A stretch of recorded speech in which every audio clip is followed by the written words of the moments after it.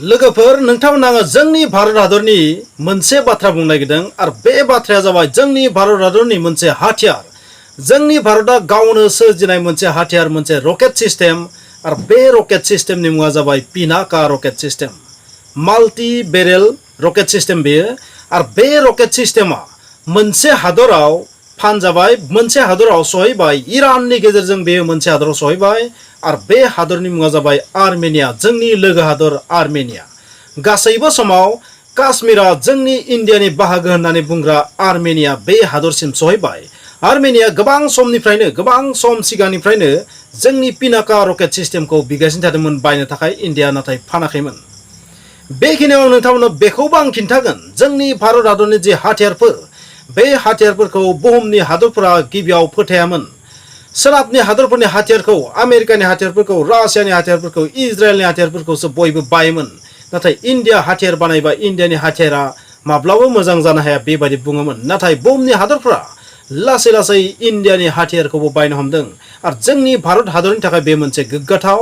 जोंनि हादरनि थाखाय बे मोनसे ओरैबायदि मोनसे दुगाथाव मोमेन्ट बेखौ नोंथांमोना मा सानो कमेन्टआव लिर ब्रह्मस मिसाइलनि बाथ्राखौनो बुं ब्रह्मस मिसाइलखौ बायनो थाखाय 13टा हादरा लाइनआव दङ आरो माखासे हादरफोरा बायबायबो आरो लोगोसे सोनाबनि नेट' कान्ट्रिसफोराबो ब्रह्मस मिसाइलखौ मोननो थाखाय जोबोर बिगासिनो थादों जोबोर लाइनआव फैगासिनो थादों आफ्रिकानि हादरफोराबो मोननो थाखाय आवगायबोगासिनो थादों नोंथाङा मिथिगौ तेजस फाइटार तेजस जि फाइटार इन्डियानि गावनो बानायनाय तेजस फाइटार बे फाइटार एयारक्राफ्टखौबो माखासे हादरफोरा बायनो थाखाय इन्डियाखौ रिक्वेस्ट खालामगासिनो थादों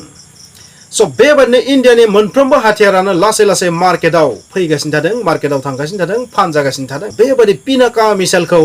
आर्मेनियानो इन्डिया फाननानै माखासे हादरखौ खिन्थु टेनसनबो होदों आरो बुहुमनि हादरफोरखौ साननो गोनां बाध्य खालामदों इन्डियानि हाथियारखौबो जे बायग्रा ओंखारबाय नाथाय बयनिख्रुइ साननो गोनां बाथ्राया जाबाय आर्मेनियानो बेबायदि हाथियारखौ हरनायनि जाहोना मा आर्मेनिया सोरजों दावहा नांगासिनो थादों नोंथांमोना गासैबो मिथिगौ आजारबाइजान आरो आर्मेनिया इउक्रेन रासिया दावहानि सिगां आजारबाइजान आरो आर्मेनियानि गेजेराव मोनसे गिलु बालु दावहा जादोंमोन आरो बे दावहायाव मेक्सिमाम 90% रल लादोंमोन ड्र'ननि दावहाया बेनिफ्रायनो मोगथाङाव फैदों जे ड्र'नआ फिउचाराव ओरैबायदि गिलु बालु मोनसे दावहानि हाथियार जानो हागौ आरो बे मोगथाङाव फैदों आर्मेनिया आजारबाइजाननि दावहानिफ्रायनो नोंथांमोना मोनसे जायगानि मुंखौ खोनादों बे जायगानि मुङा जाहैबाय नागार्नो काराबाख बे नागार्नो काराबाखआ बबेखानि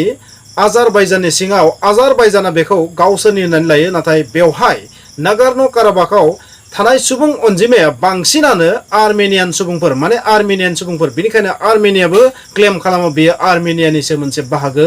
बे 4400 बर्ग किल'मिटार फिसा जायगा मोनसेखौ लानानै बे मोननै हादरनि गेजेराव गिलु बालु दावहा जागासिनो थादों बेनिखायनो आर्मेनिया अराय सम इन्डियानिफ्राय पिनाका रकेट सिस्टेमखौ बिगासिनो थादोंमोन नाथाय इन्डिया गोबाव समनि उनाव बेखौ फाननो थाखाय राजि जाबाय आरो बेयो दा इराननि थ्रयै आर्मेनियायाव सहैबाय जेब्ला बे हाथियारा आर्मेनियासिम सहैयाखैमोन अब्ला आजारबाइजाना दुगायै मोनसे बाथ्रा बुंदोंमोन बे बाथ्राया जाहैबाय मा इन्डियानि जेबो रकेट सिस्टेमा आजारबाइजाननि आखाइनिफ्राय आर्मेनियाखौ रैखा खालामनो हानाय नङा नोंथाङा मिथिगौ आजारबाइजान बायदि एसेबां फिसा हादरा माखौ लाना एसेबां दुगा मोनसे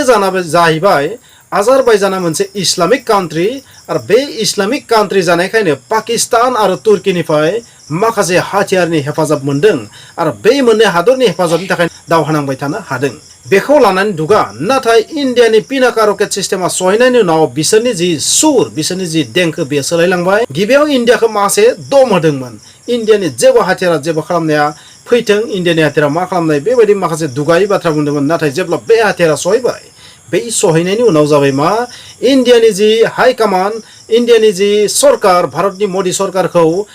गावसोरनि हादराव थानाय डिप्ल'मेट्सफोरनि थ्रुयै मोनसे रिक्वेस्ट खालामदों जे इन्डिया बेबायदि खालामनाया मोजां जायाखै बेबायदि बुंनो नाजादों बेबायदि हाथियार हरनानै मोननै हादरनि गेजेराव जि सोमोन्दो बे सोमोन्दोखौ आरोबाव गाज्रिसिनसो खालामबावनाय जागोन बेबायदि इन्डियाखौ बुंनो नाजादों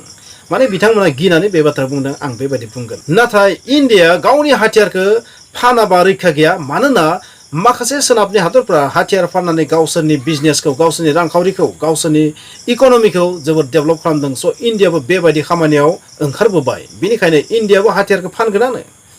आरोबाव मोनसे बाथ्राया जाहैबाय तुर्की आजारबाइजान आरो पाकिस्तान बे मोनथाम हादराथ' अरायबो इउनाइटेड नेशन्स अर्गेनाइजेसनाव इन्डियानि हेंथायै काश्मीरा इन्डियानि बाहागो नङा बेबायदि माखासे बाथ्राखौ बुंनानै इन्डियाखौ टेनसन होयो नाथाय अराय सम आर्मेनिया इन्डियानि होननानै बुंबोदों काश्मीरखौ स' बेनिखायनो आर्मेनिया इन्डियानि लोगो स' आर्मेनियाखौ मदद खालामनाया इन्डियानि कर्तब्य भारत सरकारनि कर्तब्य बेबायदि साननानै इन्डिया आर्मेनियानो बेबायदि हाथियारखौ हरदों जोबोर फिसा मोनसे जायगाखौ लानानै मोननै हादरनि गेजेराव गिलु बालु दावहाया जादों आरो बेवहाय इन्डियानि पिनाका रकेट सिस्टेमा थांनानै मा खालामगोन मा पारफरमेन्स लागोन बेखौथ' समाजै खिन्थागोन नोंथांमोना बे बाथ्राखौ खिन्थागोन इन्डियानि बे पिनाका रकेट सिस्टेमा इन्डियाजोंनो बानायजानाय कमप्लिटलि इन्डियानि टेक्न'लजि गुबुन हादरनिफ्राय जेबो बिनानै लाबोनाय टेक्न'लजि नङा आरो बेनि जि रेन्ज बेनि जि मेक्सिमाम डिस्टेन्स बे जाबाय 40 किलोमिटार 40 किलोमिटार माने बे रकेटा मा 40 किलोमिटार डिस्टेन्सहालागै गावनो हागोन आरो बे रकेट सिस्टेमा ओरैबायदि मोनसे मोननै नङा बेवहाय माखासे माने रकेट खनसेनो ओंखारलांगोन बेनिखायनो बबेबा मोनसे रकेटखौ इन्टारसेप्ट खालामबाबो बबेबा नङा बबेबा मोनसेया टारगेटआव स्ट्राइक खालामथारगोनानो स' बे गिलु बालु रकेट सिस्टेमखौ आर्मेनिया आजारबाइजान हेंथाय माबायदि बाहायगोन बेखौथ' समाजै खिन्थागोन जानो हागौ बेनि जि साक्सेसफुल रेट बेयो जोबोर हाई जागोन आरो पाकिस्तान आरो तुर्किया बे रकेट सिस्टेमखौ होबथानो हानाय जेबो सिस्टेम गैया बे जि रकेट सिस्टेम इन्डियानि पिनाका बेखौ पाकिस्तान आरो तुर्किया माब्लाबाबो फेलें खालामनो हानाय नङा बिनिखायनो आजारबाइजाननि जि सुर बे जि राव बेयो सोलायदों फ्रेन्ड्स नोंथांमोना इन्डियानि बेबायदि हाथियारनि बाजाराव ओंखारनायाव नोंथांमोना इन्डियाखौ लानानै दुगायना दुगाया नोंथांमोना कमेन्टसो लिर जोंनि भारतआबो लासै लासै गावसोरनि हाथियारखौ गुबुन हादरनो फाननो हानाय गोहो फैबाय तेजसखौनो बुं ब्रह्मसखौनो बुं पिनाकाखौनो बुं आरो बिनि अनगायैबो गुबुन माखासे मिसाइलखौबो गुबुन गुबुन हादरफ्रा बायनो थाखाय लाइनाव दङ माखासे हाथियारफोरखौ बायनो थाखाय लाइनाव दं नोंथांमोना थारैनो इन्डियाखौ लानानै गौरब खालामा बिदिब्ला